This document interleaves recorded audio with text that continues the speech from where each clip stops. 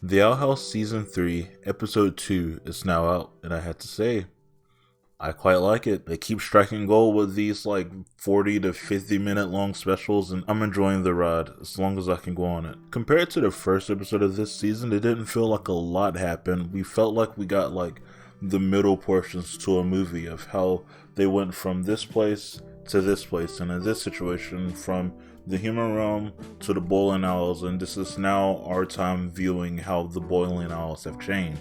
And now we know the collector's not just childlike, he's an actual fucking child because he has turned this whole world into this weird fun time zone. All of the people that live here are now puppets, and the people who aren't are on the run from these watch guards he sent out and everything, and it's bonkers. It really is. The majority of this episode revolved around character growth because all of these characters are super stressed because the situation they're in is very stressful. It just makes sense for them to be at their wits' end. Willow's been changing a lot recently. We've been seeing it throughout season 2 and season 3, and now she feels like she's the reliable, responsible one who can't show their emotions, and she ends up bottling it in for most of this episode. Hunter, it just doesn't know how to interpret his emotions, so he's holding his stuff in.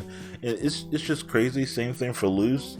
She's also feeling like she's not being understood by anybody because she wants to stay in a demon realm, but she also wants to be in the human realm, and she just wants to be understood, and that does come into play in this episode, and I love that. This world looks so desolate and dry now. No humans in the markets and stuff. The Owl House specifically looks torn down. The Hexside School is also torn down and now being held hostage by, I always forget her name. I think it's Basha and Kikimora, who I guess we find out is Kikimora later, but it's Kikimora. But enough talking about character stuff. Let's talk about character stuff. Specifically, Belus. Because he's still around, and he's trying to find a body in this episode. And he's also being haunted by a ghost of his brother, and almost like the rest of the clones he made as well. I didn't know what his plan was at first. I have a bad memory, so if he said something on the first episode of season 3, I just completely don't remember him saying anything about this. But instead of just going back and trying to take out the collector on his own, he's going there and he's manipulating the collector again, this time telling him that, "Oh, I'm one of your dolls come to life because of my love for you, and I'm here to tell you that the humans and your best friend King are plotting to throw a coup against you. They're going to betray you." And now he thinks that, and the collector, because he's a kid, is very easily gullible and falls for it, and assumingly the next episode is going to be him trying to destroy everybody and take everything from Luz, because I think he hates Luz because that was King's original best friend. I think that's the reason he hates her. I don't think I mentioned this in the season 3 premiere episode, but I love it when a character's story is depicted by their body. And what I mean by that is with somebody like Belos or somebody like Lord Commander in Final Space, where throughout the season or throughout the entire series you see them change for the worse.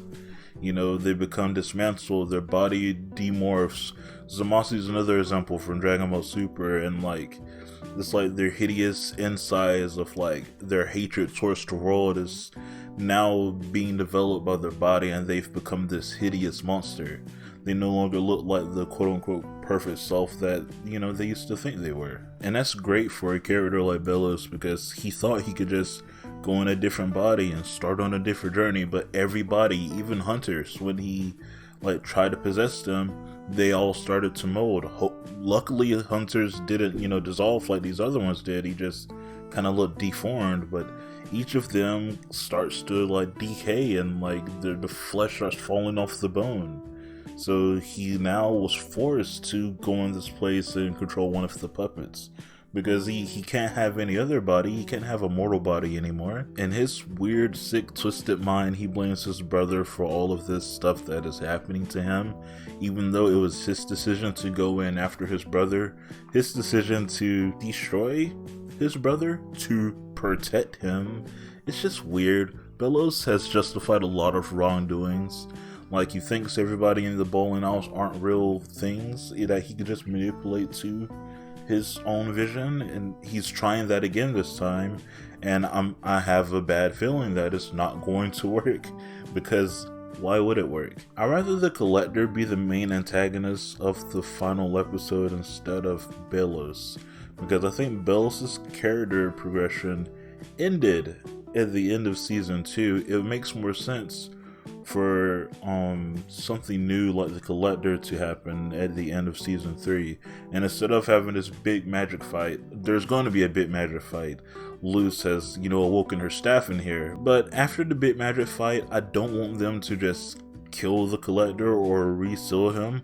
I want them to talk to him, like make him understand. I know people hate it in shows where they do like the talking, they call it talk no jutsu in Naruto. But I'd rather them just sit down and talk to the Collector, because he does feel like a misunderstood kid. This episode did a great job in making him seem like he's a kid who doesn't know any better. Like, he exudes that innocence charm that he doesn't know he's ruining people's lives and everything. And oh my god, that Collector's book, Scolding. But yeah, this was a good episode. Nothing big happened. It ended on the Collector saying he was going to start doing a new game for the next episode because he's getting angry now, so he doesn't want to play with King anymore. And that's all I think I can say, because as I stated earlier, it just feels like that middle portion of a movie where nothing's really going on. We're just getting things ready.